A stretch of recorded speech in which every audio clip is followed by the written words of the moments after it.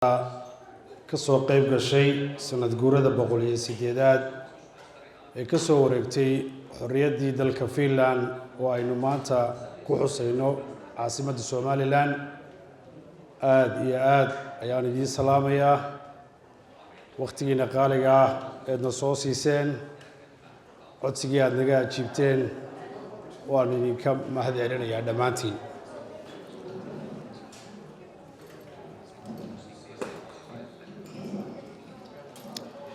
Kiittää teitä osallistuma Suomi itsenäisyyspäivä. Juhlitaan erityistervehdys suomalaisia, joka asuvat ympäri maailmaa. Toivotaan teille kaikille hyvää itsenäisyyspäivää. Me kiittää paljon. Soo dhawaada mar labaad mar saddexaad soo dhawaada aad iyo aad idinka mahad celinayaa qurba joogta dadka finishka iyo dadka ka tirsan jaaliyadda. aad baan idin salaamayaa xafladdu way noo furan tahay. Assalamu alaikum warahmatullah. Minun tehtäväni on varmaan tänään, tai minun tehtävä oli pitää erilainen puheenvuoro, mutta ajattelin vähän soveltaa ja pitää vähän hauskaa. Ensinnäkin hyvää itsenäisyyspäivää kaikille. Minä olen itse asiassa osallistumassa ensimmäistä kertaa Suomen itsenäisyyspäivän juhlaa Somalimaassa. Mä tiedän, että täällä on paljon lapsia, nuoria, äitejä ja isiä. Äsken olin tuolla aulassa ja tuli muutama tyttö vastaan ja sitten minä tervehdin heidät suomen kielellä ja heillä oli korvat siis höröllä, että anteeksi mitä? Joku puhuu suomea täällä? Ja sitten mä sanoin, mitä te ihmettelette? Me ollaan kaikki täällä. Vaihdoimme suomen kielellä keskustelua. Pahittelen myös waxaan u mahadnaqayaa jaaliyaddan soo qabanqaabisay kulankan caawa oo isugu keentay iyo dulqaadkeeda faraha badan. Waxaan u mahadnaqayaa dhalinyarada iyo hooyooyinka carruurtii soo kaxeeyay xilligan dambe. Aniga kolley mikrofoonka waxaa la igu dhiibay waxaan ahay dadkii malaa ugu horreeyay ee soo guuray halkan yimaada ilaa 8 sano ka hor. 8 sano ka hor supermarket Hargeysa muu ku yaraa cuntooyinka hadda la cuno ee kala duwan ee Yurub laga keenay beriga ma jirin. Anu waxaan la kulannay xilli ka duwan xilligan hadda carruurta ama faamiliyada yimaada ay runtii helaan oo chance fiicana oo jaaliyadihii joogaan oo meelihii lagu ciyaarayay la wada garanayo oo Yurub oo kala yaalay ay yaalaan halkan la keenay. Barigoonnimi anagu meel lagu dabaashaa ma jirin, meel wax lagu ciyaaraa ma jirin. Waxaan ahay miyiga intaan carruurta kaxaynaynu geyn jirnay tuulooyinka markaasaan odhan jirnay halkaasaa meelihii wax cusub baynu baranaynaa. Laakiin hadda waa la ilbaxo layna kala duwan iyo ciyaaro kala duwan baa dalkii Yurub ay iska noqotay yar. Marka waan idin mahadnaqayaa waan idin soo dhaweynayaa 100%. waxaan idin leeyahay sanad guuro wacan waayo dalkeenni labaad weeyaan Finland. Marka kiitos paljon. Nostatte vaikka käden ja pidätte vähän meteliä ja nostatte oman kaupunginne puolesta vähän meteliä. Elikkä kuka täällä on Espoosta? Kädet ylös. Eikä yhtään henkilöä Espoosta. Espoolaiset. Rer Espoo. Jääkö det sker Espoo? Espoo, täällä on muutama. Okei. Hienoa, hienoa. Seuraavaksi. Kuka tai ketä teistä täällä on kotoisin Helsingistä? Helsinki, käsi ylös. Pitäkää matala, ääntä. Yksi henkilö. Kaikki näyttää vähän siltä, että kaikki muut on täältä yhdestä kaupungista. No niin. Kuka teistä täällä on Vantaalta? Vantaa, käsi ylös. Kaikki näyttää siltä, että kaikki on Vantaalta. Aivan mahtavaa. Kuten huomaatte, olemme kahden kulttuurin kansa. Meillä on juuret täällä ja kotimaa Suomessa. 2 kulttuuria, 2 eri maassa pidetään itsenäisyyspäivää. Tänään emme juhli ainoastaan Suomen itsenäisyyspäivää, Suomen historiaa, me myös juhlimme sitä mahdollisuutta, jonka Suomen maa antoi meille koulutuksen, turvan ja mahdollisuuden onnistua. Siksi pidämme tänään itsenäisyyspäivää täällä Helsingissä taas Hargeisessa. Tämä on kunnianosoitus myös Suomelle, josta olemme saaneet turvaa silloin, kun täällä oli sota. Pyydän teidät kaikki tervetulleeksi Hargeisan paikallisen itsenäisyyspäivän juhlaan. Hyvää itsenäisyyspäivää Suomi!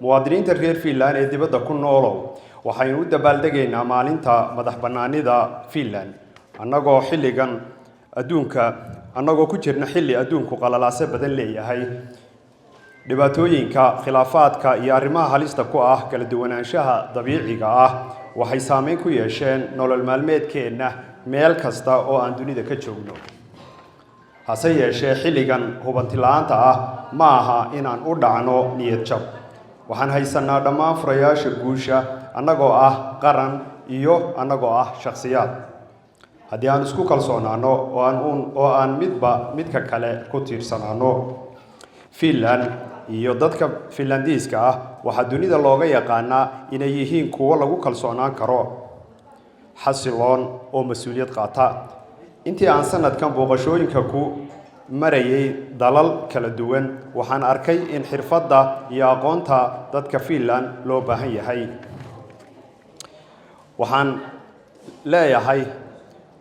waxaan leenahay khibrad heer sare ah tusaale ahaan tiknoolajiyadda isgaadhsiinta dayax gacmeedyada iyo goobaha macdanta iyo khayraadka dhulka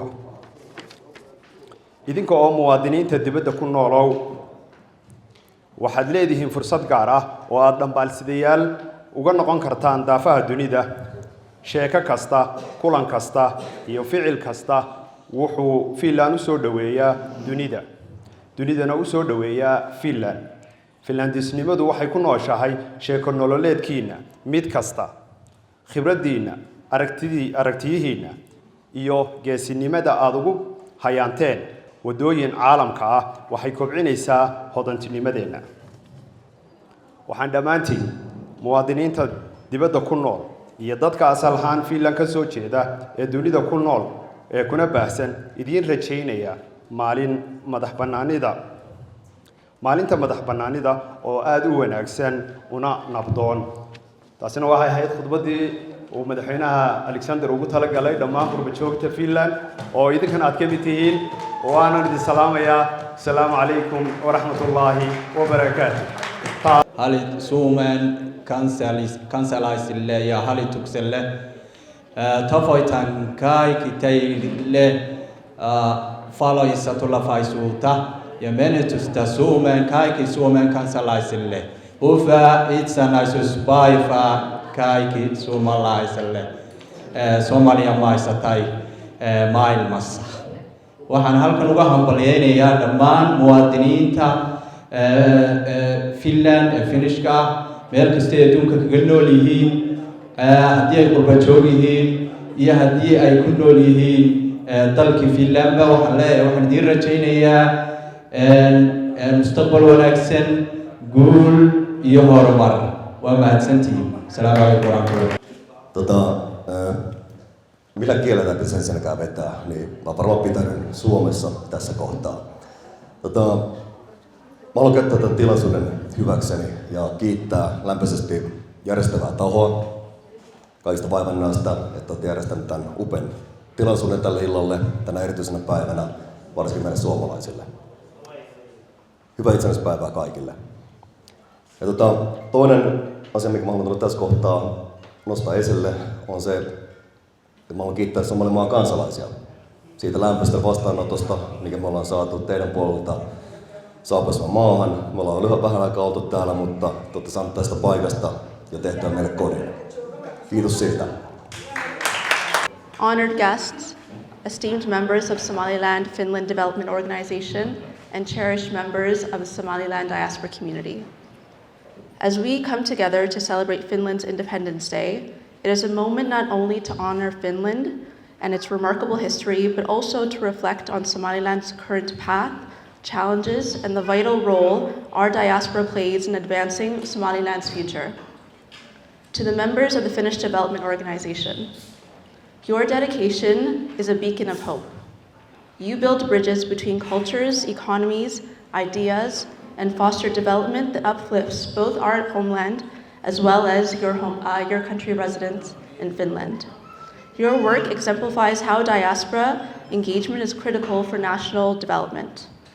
As we reflect, haddaad imaqlaysiin waxaan idin leeyahay walaalayaal waddankeena xaalado culus baan ku jirnaa oo qurba joogteenana inta ugu badan marna waxa weeyaan xalka noqon karayna marna dhibaatada noqona marka runtii qurba joogteena inta badan waa waadaniid oo waddankooga jecel oo dadkooga jecel hadda intuu yaraydo tirada igu yaraydo baa codkooga naga weynaaday marka runtii caaw waxaan rabaa inaan ka hadlo arrintaa e-fiisada oo in badanna haysay oo dowladdeena si weyn oo si ballaadhan ka shaqaynaysay inaan ka soo howlbaxno marna diyaaradayaasha oo waddankeena kusoo degaan way nala qaateen marna way ka noqdaan markaa qurba jooga waxaan idin leeyahay annagana inaad nala shaqaysaan oo nala howlgashaan arrintan e-fiisada ilaan qurba jooga oo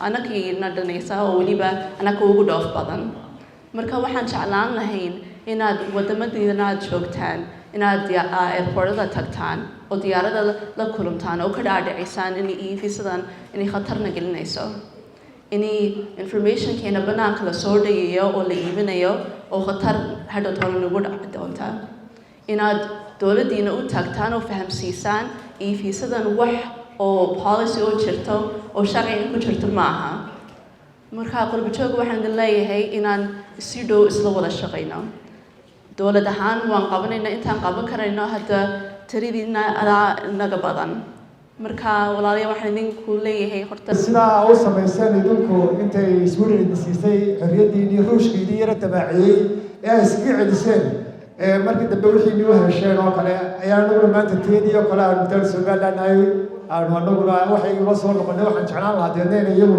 ina gacan qabtaan oo ictiraafka inala raadiyaan iyaguna insha allah marka waxaan u baahnaa idin translator iyo maxaa turjumaan yara sameeyay intaas oo u turjumaa qoladeennan ayaan u baahnaa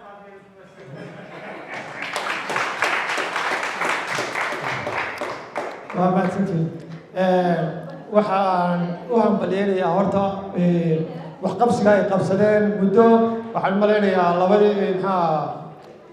$1912 iyo 11 meelahaasay ahayd waxaa laga soo wareegay 108 sano maanta oo kale maalintii ay qaateen oo ku beegan 6 bisha December 2025 marka kolley waxaan ku hambalyeynayaa muddadaa wixii ay qabsadeen maxaan ku dhahay moodo inay kaga duwan yihiin dadka kale Scandinavianka ama Yurubta kale oo xagga matalan markaan eega aqoonta oo kale ama siyaasadda oo kale waxaan tusaale u soo qaadan karaa dadkeena ugu waaweyn ee muctarifka ah ee reer Somaliland waxay intooda badan ama deganaayeen ama wax ku soo barteen sanadihii intii ugu dambeysay inagana siyaasaddu iska bedeshay tan dambe casriga inoo timi markaan ka soo qaato Faysal Cali Waraabo oo kale madaxweynaha maanta talada haya ee Cabdiraxmaan Maxamed Cabdilaahi Cirro oo kale isagoo wuxuu Finland wax ku soo bartay oo maxaan ku dhahday